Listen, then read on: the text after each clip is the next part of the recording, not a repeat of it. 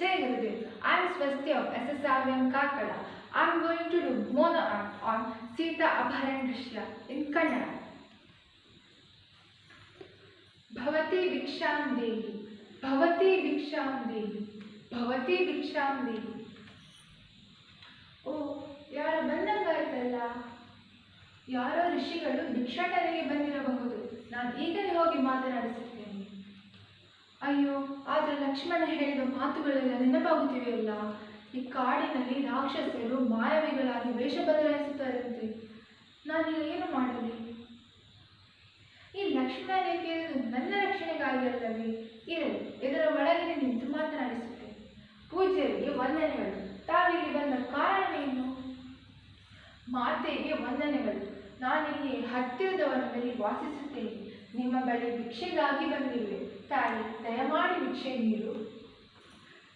ಇದೇ ಸರಿಯಾದ ಸಮಯ. ಸೀತೆಯನ್ನು ಇಲ್ಲಿಂದ ಅಪಹರಿಸಿಕೊಂಡು ಹೋಗಬೇಕು. ರಾಮನಿಲ್ಲ, ಲಕ್ಷ್ಮಣನಿಲ್ಲ. ಆದರೆ ಈ ಲಕ್ಷ್ಮಣ ರೇಖೆಯನ್ನು ಬಿಟ್ಟು ಹೋಗಿದ್ದಾರಲ್ಲ ಇವರ ರಕ್ಷಣೆಗಾಗಿ. ಇರಲಿ, ಇವರಿಗೆ ವಿಶ್ವಾಸಗೊಳಿಸಿ ಹೊರಬರುವಂತೆ ನಾನು ಮಾಡುತ್ತೇನೆ. ನನ್ನ ತಂಗಿಯ ಮೂಗನ್ನು ಕತ್ತರಿಸಿದನಲ್ಲವೇ ಆ ಲಕ್ಷ್ಮಣ. ನಾನು ಅವಳ ಅಣ್ಣ. ಅವಳ ಪ್ರತಿಕಾರವನ್ನು ನಾನು ತೀರಿಸುತ್ತೇನೆ. ಹೇಗೆ ನನ್ನ ತಂಗಿ ಮೂಗು ಕತ್ತರಿಸಿಕೊಂಡು ರೋಧಿಸಿದಳೋ ಹಾಗೆ ನಾನು ಶ್ರೀರಾಮನ ವಿರಹದಿಂದ ರೋಧಿಸುವಂತೆ ನಾನು ಮಾಡುತ್ತೇನೆ. ಅಯ್ಯೋ ಪೂಜ್ಯರೇ, ಅಲ್ಲೇ ಯಾಕೆ ನಿಂತಿರುವಿರಿ? ಒಳಗೆ ಬನ್ನಿ. ಇವನ ಮಾತು ನುಡಿಗಳನ್ನು ನೋಡಿದರೆ ಒಳ್ಳೆಯವನಂತೆ ಕಾಣುತ್ತೀನಿ. ಇರಲಿ, ಭಿಕ್ಷೆಯನ್ನು ನೀಡುತ್ತೇನೆ. ಬನ್ನಿ ಪೂಜ್ಯರೇ, ಒಳಗೆ ಬಂದು ಭಿಕ್ಷೆಯನ್ನು ತೆಗೆದುಕೊಳ್ಳಿ. ಏನಮ್ಮ ತಾಯಿ, ಅಷ್ಟೂ ದೂರದಲ್ಲಿ ಭಿಕ್ಷೆಯನ್ನು ನೀಡುವೆಯಾ? ಭಿಕ್ಷೆ ನೀಡಲು ಮನಸ್ಸಿಲ್ಲವೇ? ಆಯ್ತು ಬಿಡು, ನಾನು ಹೋಗುತ್ತೇನೆ. ನೀನು ಹೇಳಿದ ಹಾಗೆ ಒಳಗೆ ಬರಲು ನನ್ನಿಂದ ಆಗುವುದಿಲ್ಲ. ನನಗೂ ಕೆಲವು ವೃಥ ನಿಯಮಗಳಿವೆ. ನಿನ್ನ ಪತಿ ಶ್ರೀರಾಮನಿದ್ದರೆ ನಾನು ಸೀದಾ ಒಳಗೆ ಬರುತ್ತಿದ್ದೆ. ಬೇಡ ಬೇಡ, ನಾನು ಹೋಗುತ್ತೇನೆ. ಅಯ್ಯೋ ಪೂಜ್ಯರೇ, ಕೋಪಗೊಳ್ಳಬೇಡಿ. ನಾನೇ ಅಲ್ಲಿ ಬಂದು ಭಿಕ್ಷೆಯನ್ನು ನೀಡುವೆ. ಅಯ್ಯೋ ದೇವರೇ, ಇದೆಂಥ ಸಂಕಟ! ನಾನೀಗ ಏನು ಮಾಡಲಿ? ಒಂದೆಡೆ ಲಕ್ಷ್ಮಣನಿಗೆ ಕೊಟ್ಟ ಮಾತು, ಇನ್ನೊಂದೆಡೆ ಋಷಿಮುನಿಗಳ ಕೋಪ. ಇದೆಂಥ ಸಂಕಟ! ನನ್ನ ಬಲಗಣ್ಣು ಅದುರುತ್ತಿದೆ, ಹೃದಯ ಕಂಪಿಸುತ್ತಿದೆ.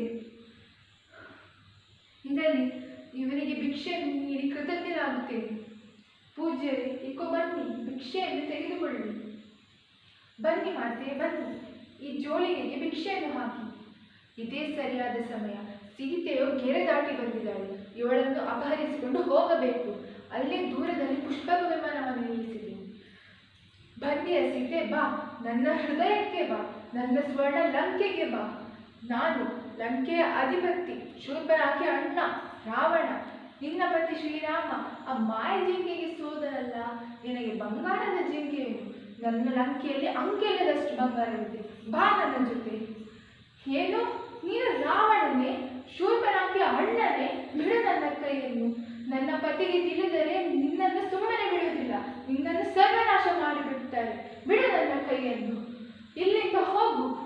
ನಿನ್ನ ತಂಗಿಯ ಮೂಗು ಹೇಗೆ ಕತ್ತರಿಸಿದಳು, ನಿನ್ನ ತಲೆಯನ್ನು ಕತ್ತರಿಸಿ ಬಿಡುತ್ತಾರೆ. ಬಿಡು ನನ್ನ ಕೈಯನ್ನು. ಬಿಡು. ವೇಷ ಬದಲಾಯಿಸಿಕೊಂಡು ಬಂದಿರುವ ರಾಕ್ಷಸ ನೀನು. ಬಿಡು ನನ್ನ ಕೈಯನ್ನು. ಬಿಡು. ಈ ನಿನ್ನ ಪಾಪದಿಂದಾಗಿ ನೀನು ಸರ್ವನಾಶವಾಗಿ ಹೋಗುತ್ತೀಯ. ಬಿಡು ನನ್ನ ಕೈಯನ್ನು. ಬಿಡು. Thank you.